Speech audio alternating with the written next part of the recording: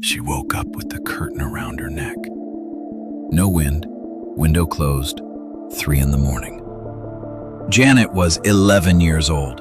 She tried to scream. Nothing came out, just the pressure, just the tightening. She turned blue before her mother reached her. It happened 8 times. 8 times. The same girl, the same neck, the same hour of the night. But that wasn't what made that house different from every other house in Enfield. It was that something inside it knew her name, that spoke to her, that knew exactly where she slept, because it had slept there too, had lived there, had died there. And now, it wanted to come back. Come back with me for a moment. Peggy Hodgson was a single mother of 4, recent divorce, no money, a council house in Enfield, North London. The walls were so thin that the neighbor next door, Vic Nottingham, could hear everything that happened inside. Every argument, every cry, every sound. That's going to matter. She didn't believe in ghosts, not in poltergeists, not in any of it. But on a night in August of 1977, Janet and her brother Johnny came running into her room, said the beds were shaking. She went to check, told them to stop playing around, went back to bed, and then she heard it. Knocking, rhythmic, coming from inside the wall, as if someone on the other side was tapping slowly. Knock, knock, knock, and waiting for an answer. Peggy walked into the children's room. The knocking continued, and as she stood in the middle of that room trying to understand where it was coming from, the dresser moved. 18 inches on its own, across the wooden floor. She called the police. The officer who arrived, WPC Carolyn Heaps, watched a chair move across the floor. She wrote in her official report, "I was unable to determine the cause of the movement." That document exists, signed, filed, real. Peggy wasn't making it up. And what came next was far worse. In the weeks that followed, the house changed. Not all at once, gradually, as if something was testing the boundaries, learning what was possible, what provoked a reaction, what frightened them the most. First, it was the wardrobes. Heavy, solid wood moving on their own in the middle of the night while the family slept. Then the toys, flying from one end of the room to the other, and when investigators picked them up, they were warm. Not lukewarm. Warm, as if something had been living inside them. Then the books. Then the fires, igniting by themselves in the corners of rooms and extinguishing before causing damage, as if they knew exactly how far to go. Then the puddles of water appearing in the middle of the floor, with no explanation. Vic Nottingham, the neighbor who heard everything through those thin walls, tore open the walls looking for hidden mechanisms, spent days searching, found nothing. The family slept together in a single room. Peggy tried doctors, tried priests, tried praying, tried ignoring it. Nothing worked. The Daily Mirror sent reporters. They saw it, signed statements. The BBC sent reporters. They saw it too. And then Maurice Grosse arrived. Grosse was an inventor, a skeptic, an intelligent man who had no interest in believing anything he couldn't measure. But months before he walked into that house, his daughter had died in a motorcycle accident. Her name was Janet. She was the same age as the girl who was now at the center of everything. Let that land. He arrived at the house expecting to find 2 children lying. On the first night, a t-shirt flew off a table and hit him in the face. He stayed. For 18 months. There was something different about Janet. Not that she was lying. It was that whatever this thing was, she was the target. Objects flew in her direction. The bed shook harder when she was in it. When she walked into a room, the temperature dropped, and there was a feeling, described by every investigator, every journalist, every neighbor who spent time in that house, that something was present, watching the girl. Gross wrote in his records, "The moment you leave the room, something happens. You spend hours there and nothing moves. When she is present, everything changes." By December of 1977, 4 months after that first night, the knocking and the flying objects were no longer the worst of it, because Janet began speaking in another voice. Not hers, a voice that was deep, rough, old, coming out of the throat of an 11-year-old girl, as if something was using her body as an instrument. The investigators recorded everything. The voice said it had a name, Bill Wilkins. Said it had lived in that house, had grown old in that house, and had died in that house, in the armchair in the corner of the living room.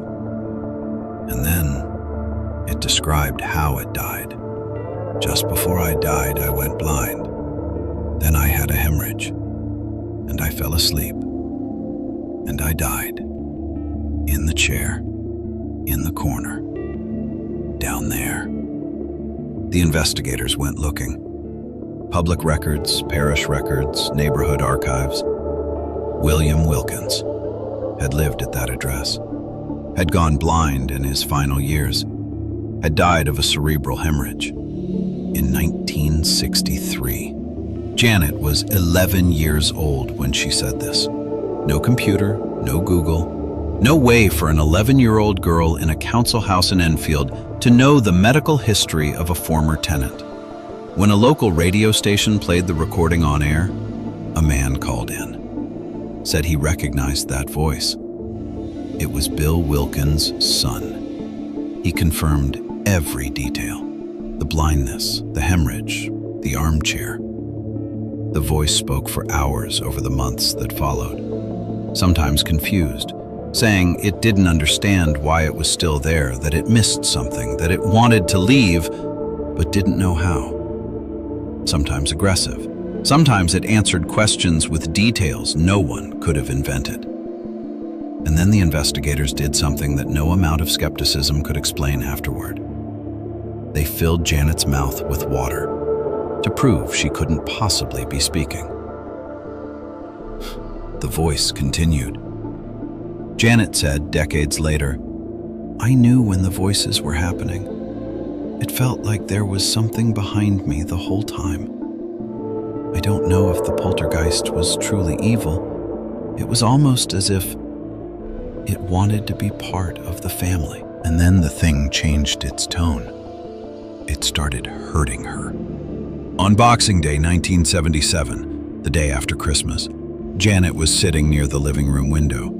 The window was closed, no wind, and the curtain wrapped itself around her neck slowly, like a noose someone was tightening with patience.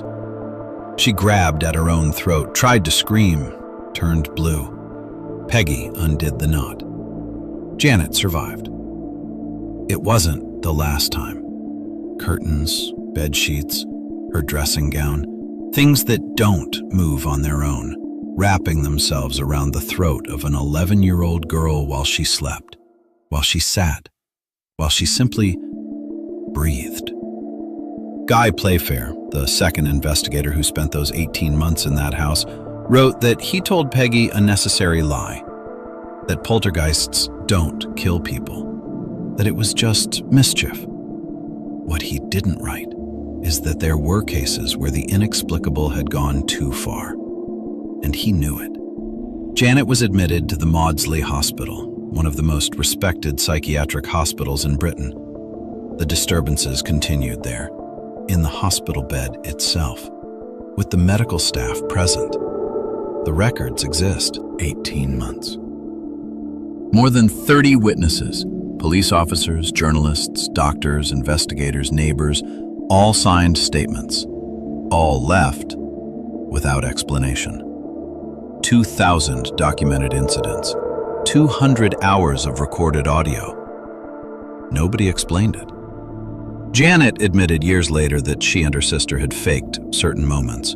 A bent spoon, a manufactured noise. The pressure of journalists showing up every day demanding more had been unbearable. And sometimes they gave in. She estimated less than 2%, which means that 98% of what was documented by police officers, doctors, and investigators over 18 months, Janet never explained. Not because she didn't want to, because she couldn't. In 1979, without warning, the disturbances stopped. No exorcism, no ritual, no turning point.